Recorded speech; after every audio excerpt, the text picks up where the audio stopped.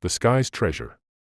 Long ago, when the earth and sky still spoke to each other, the sky kept all the rain, thunder, and lightning locked in a massive wooden drum. The people of Calabar relied on the sky to release water so their crops could grow. But one season, the sky grew angry, no one knows why, and refused to release rain. Rivers dried up. The forest turned brown. The drums of the village stopped beating. High in a tree, a clever monkey named Econ watched the suffering below. He loved playing tricks, but he also loved bananas, and bananas wouldn't grow without rain. Monkey's plan. Econ called a secret meeting in the forest. The parrots, the bush rats, the antelope, and even the leopard came. They all wanted water. Econ stood on a thick branch and said, "I have a plan to trick the sky. But I'll need help, and I'll need a very big drum." The animals gasped. "You want to steal from the sky?" "Yes," Econ grinned. "We don't beg for rain, we take it." They worked through the night.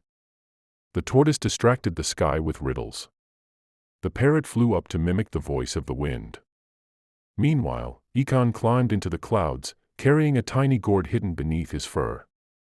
Inside the sky's palace.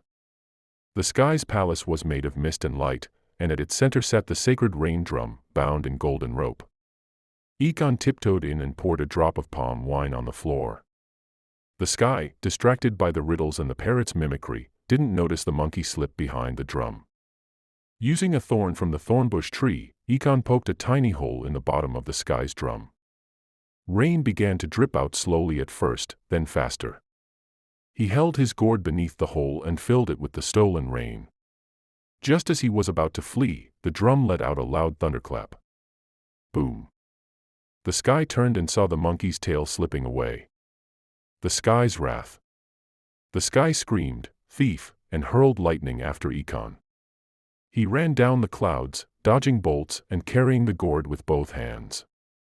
The clouds chased him, roaring and booming. He leapt from one treetop to the next, slipping twice but never spilling a drop. The animals below cheered, shouting, "Run, monkey, run!"